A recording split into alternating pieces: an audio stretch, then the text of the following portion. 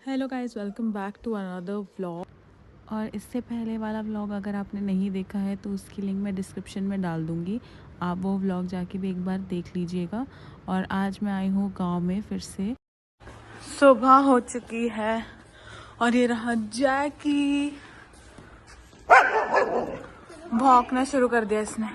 तो आज हम आए थे देखने के लिए कि गन्ना कहाँ कहाँ बोना है और हमें सरसों की हार्वेस्ट भी करनी थी। और ये वाला है हमारा गेहूं का खेत, जिसमें अभी कम से कम 2 महीने और लगेंगे। और साथ ही में हमने देखा हमारा पीछे वाला एक सरसों का खेत था, उसमें भी अभी तक सरसों को नहीं निकाला गया है, उसमें भी कम से कम 15-20 दिन लगेंगे। ये हमारा जो सफ़ेद कलर का घर है वो आपको दिखाई दे रहा होगा, उसके आसपास ही हमारे सारे खेत हैं। और मौसम बहुत ही अच्छा था क्योंकि सर्दी नहीं थी। और ये गेहूं के खेत बहुत ही सुंदर लगते हैं मुझे। कभी कभी मैं बहुत लकी मानती हूँ अपने आप को कि मेरे को ऐसा लाइफस्टाइल जीने का भी मौका मिलता है, क्योंकि सबको वो मौका नहीं मिलता जो आपको मिलता है। और गांव की एक अलग ही लाइफ होती है, एक अलग ही लाइफस्टाइल होता है गांव में, और उसको एक्सपीरियंस करना, वहाँ रहना, it's a totally different vibe. फिर से खेलना और भौंकना शुरू कर दिया इसने। तो गांव में है ना, जस्ट नॉट अबाउट डिटॉक्स, ये आपको एक ऐसा एक्सपीरियंस देता है जो आपको कभी भी शहरों में देखने को नहीं मिलेगा। चाहे वो रास्ते हों, चाहे वहाँ का खाना पीना हो, चाहे रहने का लाइफस्टाइल हो, सब कुछ इतना अलग होता है। मुझे तो पर्सनली बहुत अच्छा लगता है because it helps me being grounded. और नानी के यहाँ आओ और अपनी पुरानी मेमोरीज़ को ताज़ा ना करो, ऐसा तो हो ही नहीं सकता। तो इसलिए मैं अपनी स्कूल के फ़ोटो फ्रेम्स लेके बैठ गई थी और मैं अपने आप को ढूंढ रही थी इन सब में। और हमें आज खाने में था पराठा, अचार और लस्सी, क्योंकि हमें आज निकलना था किसी और ज़रूरी काम से।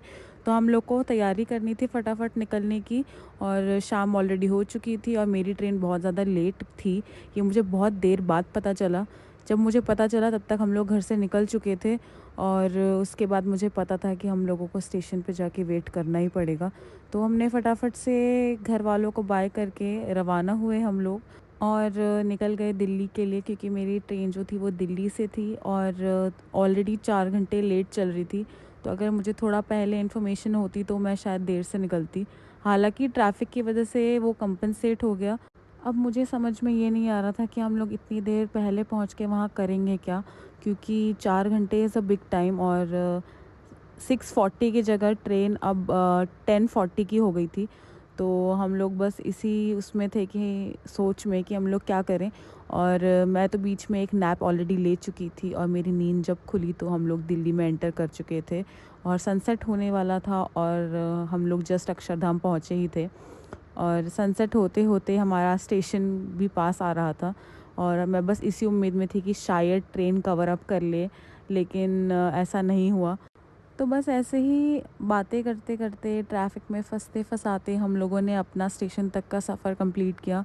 और अपने घर से निकलते ही मुझे तो अपने घर वालों की बहुत याद आने लगी थी। मैं ये सोच रही थी कि काश मैं वापस वहाँ जा सकूँ, लेकिन काम भी ज़रूरी है।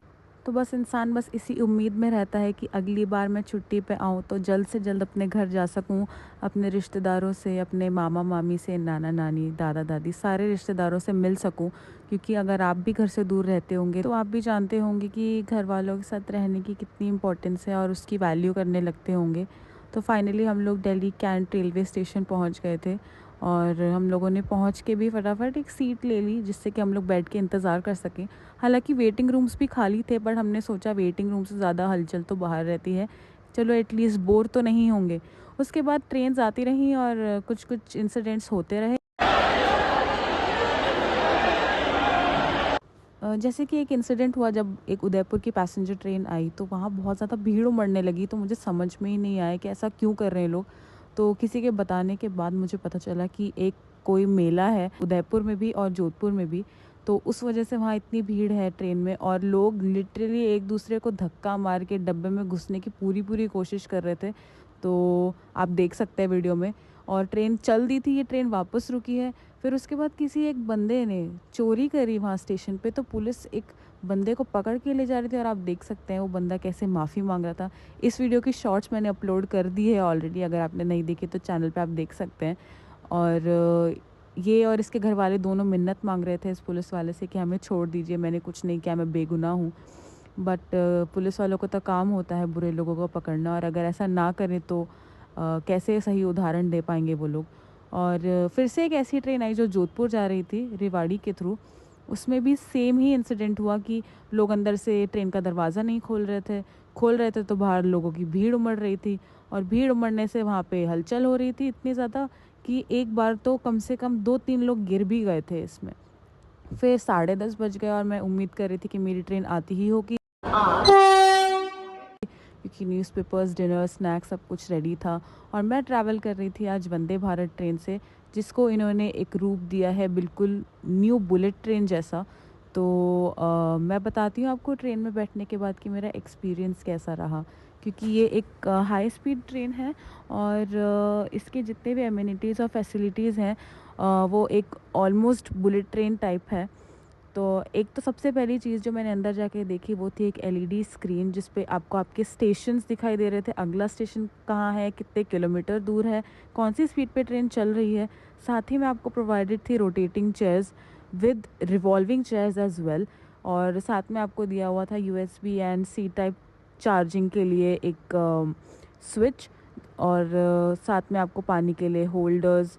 और क्योंकि हमारी ट्रेन ऑलरेडी बहुत लेट थी तो उन्होंने आई थिंक इवनिंग टी को स्किप करके सूप से शुरुआत करी, और यहाँ मैंने अपना सूप डालना शुरू कर दिया था। बट हम लोग होप कर रहे थे कि हमें इवनिंग टी भी मिलेगी, बिकॉज़ हम लोग बहुत टायर्ड थे क्योंकि हम स्टेशन पे बहुत देर से इंतज़ार कर रहे थे।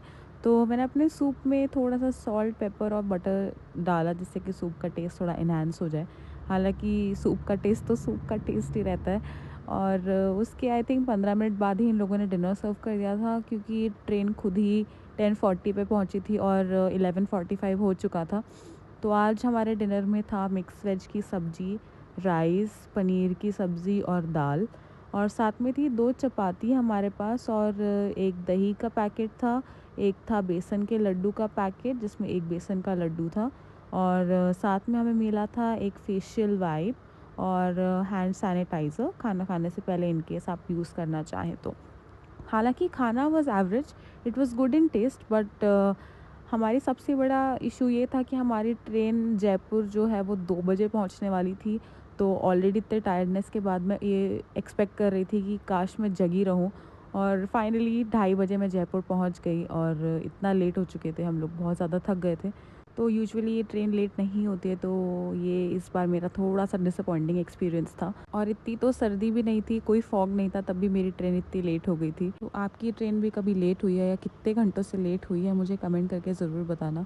और ऐसा था मेरा आज का ये दिन। और अगर आपने मेरे चैनल को अभी तक सब्सक्राइब नहीं किया है तो आप प्लीज़ सब्सक्राइब कर लीजिए, और वीडियो पे लाइक्स एंड कमेंट्स ज़रूर करना। आपके मोटिवेशन से मैं और ब्लॉग्स डालूंगी इस चैनल पे। तो guys, keep supporting, keep loving, and thanks for watching my video, and meet you in the next vlog. Bye bye.